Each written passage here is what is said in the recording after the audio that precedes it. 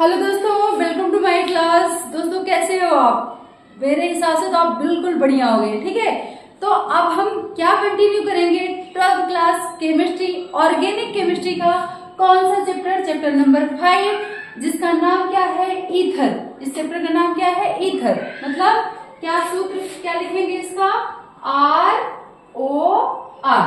ठीक है, अब इसके IUPAC नाम तो हम पहले ही डिस्कस कर चुके हैं, और इसमें क्या होता है, कैसे होता है या कैसे प्राप्त करोगे, ये अभिक्रिया जो आपके एग्जाम में हमेशा पूछी जाती हैं, ये हमने अपनी पिछली वीडियो में डिस्कस कर लिया है। दोस्तों अगर आपने वीडियो नहीं देखी होगी तो आप डिस्क्रिप्शन बॉक्स में लिंक दे रखी है, उसमें जाके इसको जरूर चेक कर लीजिएगा। ठीक है, नहीं तो आरती चतुर्वेदी मैम क्लासेस के नाम से भी ये आपको मिल जाएगी यूट्यूब पे।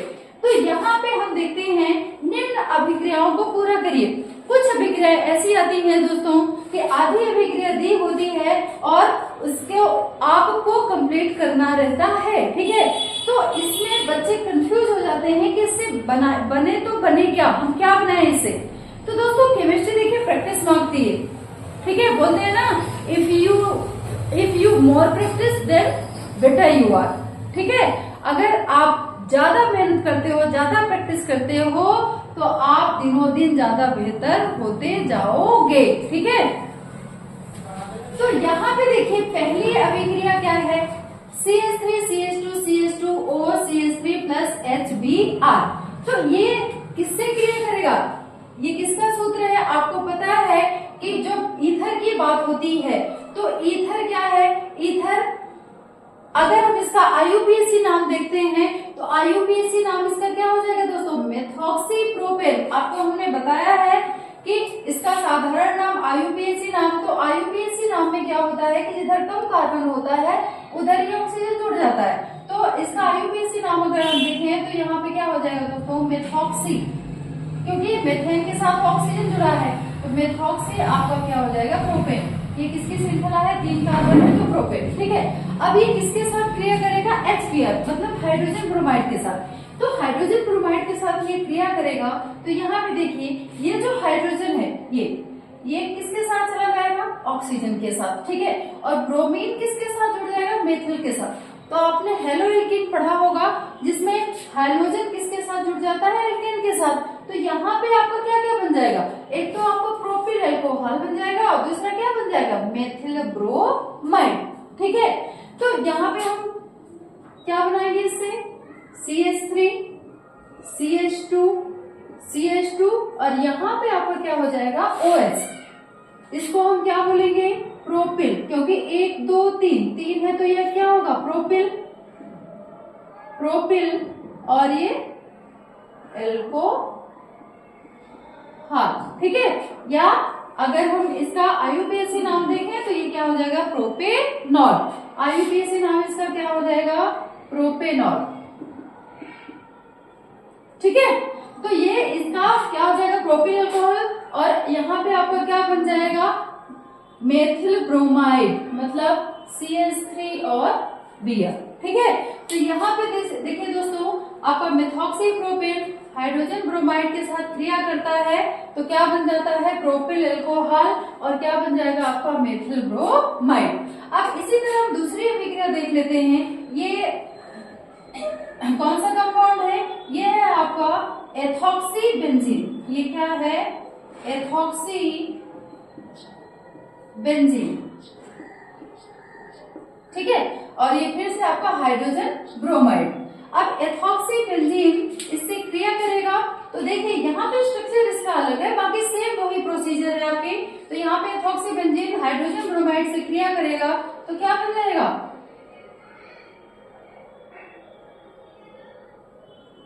यहाँ पे बन गया आपका ये जो हाइड्रोजन है, दोबारा से कहां चला जाएगा? इसके साथ, और एथिल किसके साथ चला जाएगा? ब्रोमीन के साथ। ठीक है, तो यहाँ पे आपका क्या बन जाएगा? OH हो जाएगा, और प्लस आपका क्या बन जाएगा? C2H5Br। ठीक है, तो यहाँ पे इसके साथ क्रिया करेगा हाइड्रोजन ब्रोमाइड के साथ। कौन सा? Ethoxy benzene. तो आपका क्या बनेगा? ये किसका सूत्र होता है? फिनॉल। ठीक है, और ये आपका प्लस क्या बन जाएगा, एथिल ब्रोमाइड। ठीक है, इसको ध्यान से ना एक एक स्टेप समझने की कोशिश करिए। ये इतनी खतरनाक अभिक्रिया नहीं है कि आप देखते ही डर जाते हो, अरे केमिस्ट्री तो आनी ही नहीं है। केमिस्ट्री की रिएक्शन तो ऊपर से जाती है, ऊपर से नहीं जाती, दिमाग के अंदर से भी जाती है। लेकिन थोड़ी सी कोशिश करिए, प्रैक्टिस मांगती है। देखो कोई भी सब्जेक्ट होता है वो प्रैक्टिस मांगता है, लेकिन कुछ सब्जेक्ट ऐसे होते हैं जो ज्यादा प्रैक्टिस मांगते हैं, जैसे मैथ हो गया, ठीक है, फिजिक्स हो गया, केमिस्ट्री हो गई, तो ये थोड़ी सी ज्यादा प्रैक्टिस मांगते हैं। अगर इनको आप बार बार कॉपी पे सॉल्व करोगे ना तो ये अपने आप आने लगेंगे। और दोस्तों एक बात बिल्कुल सच मानिए, अगर आप ना एक चैप्टर पे मेहनत कर लेते हैं, ऑर्गेनिक केमिस्ट्री के एक चैप्टर पे अच्छे से डीपली पढ़ लेते हैं, तो आपको आगे के चैप्टर आसान लगने लगेंगे। ठीक है, आप ये करके देखिए। तो यहाँ पे देखिए, अब फिर से आपका सेम क्या है, एथॉक्सी बेंजीन, यहाँ भी है एथॉक्सी बेंजीन। ठीक है, ये किसके साथ क्रिया करेगा दोस्तों, नाइट्रिक अम्ल के साथ। तो ये नाइट्रिक अम्ल के साथ क्रिया करेगा, तो यहाँ पे ध्यान रखिएगा, ये क्या बना देगा,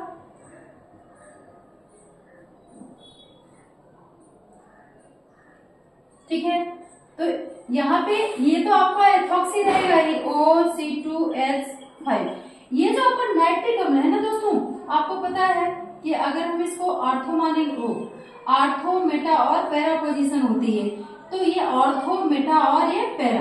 तो ये आपका जो नाइट्रिक अम्ल है ये किस पे अटैक करेगा, इसकी फेवरेट जगह पैरा और नहीं, वैसे तो ऑर्थो और पैरा होती है, लेकिन यहाँ पे इसकी फेवरेट जगह क्या है, मेटा। तो यहाँ पे आपका क्या हो जाएगा, ये जुड़ जाएगी इधर, नहीं दोस्तों सॉरी, अच्छा एक चीज ध्यान रखिएगा, ये इसको हम क्या मानेंगे, ये पहला नंबर, दूसरा नंबर, तीसरा नंबर, तो उस इसके हिसाब से ये क्या हो जाएगा, कहाँ पे अटैक करेगा, ये ऑर्थो जगह पे।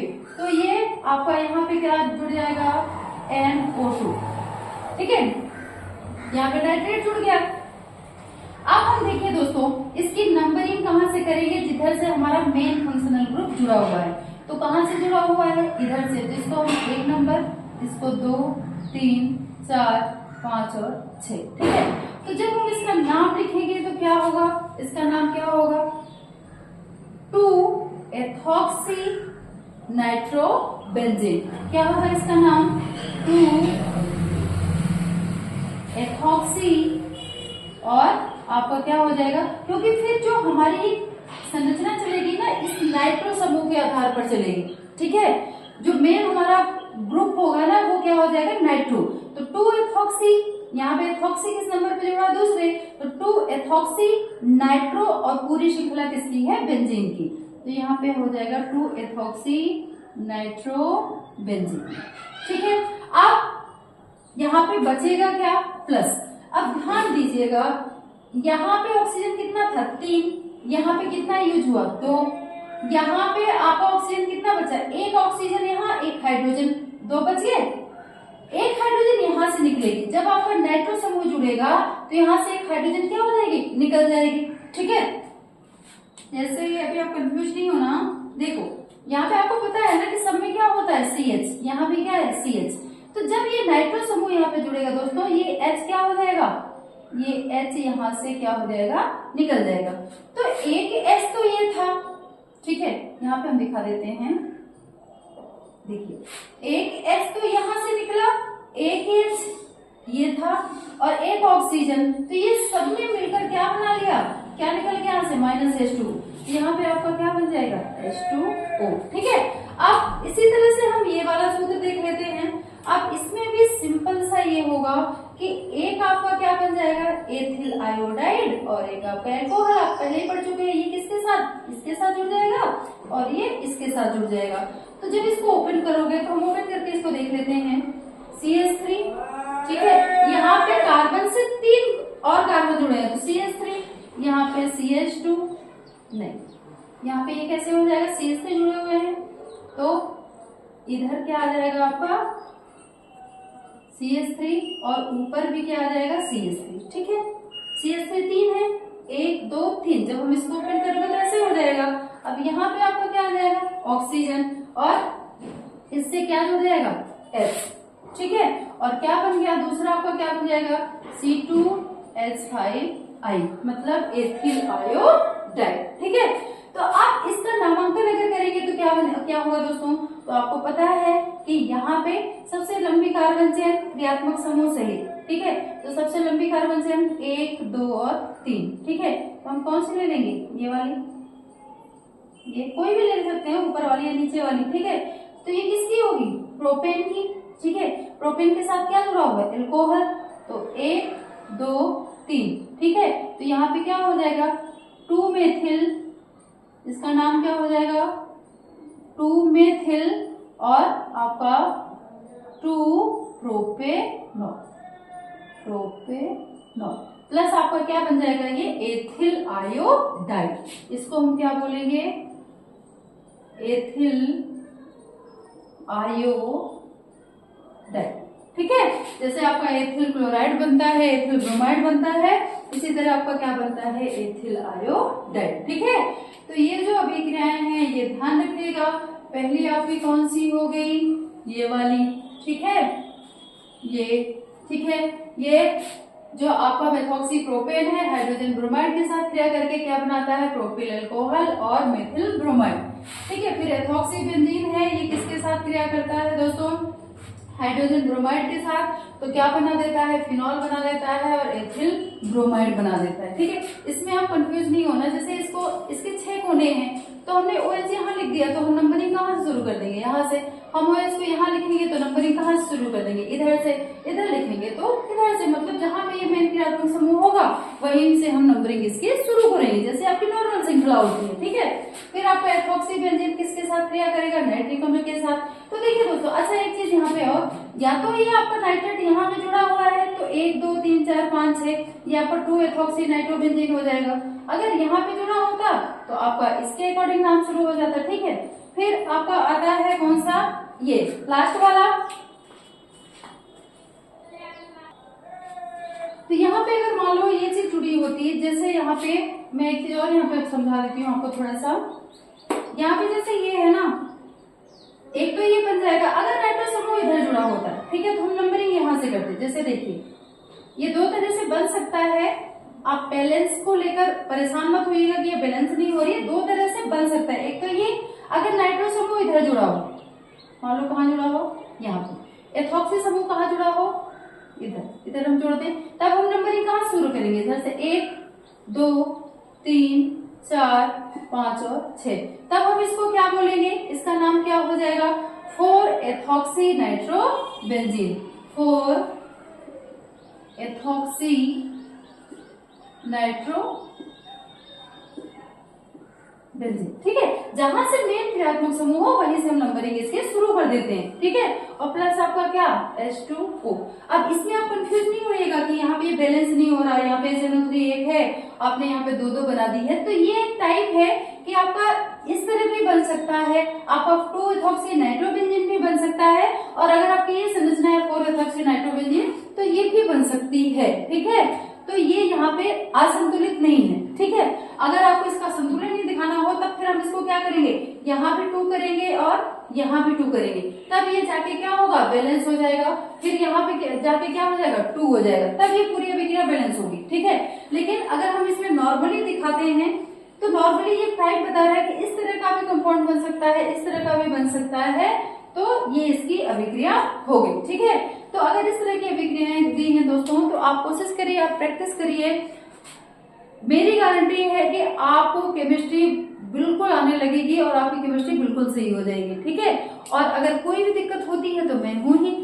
वीडियो अच्छी लगी हो दोस्तों तो वीडियो को लाइक, शेयर और चैनल पे अगर नए हो दोस्तों तो चैनल को सब्सक्राइब करना ना भूलिए। Thank you.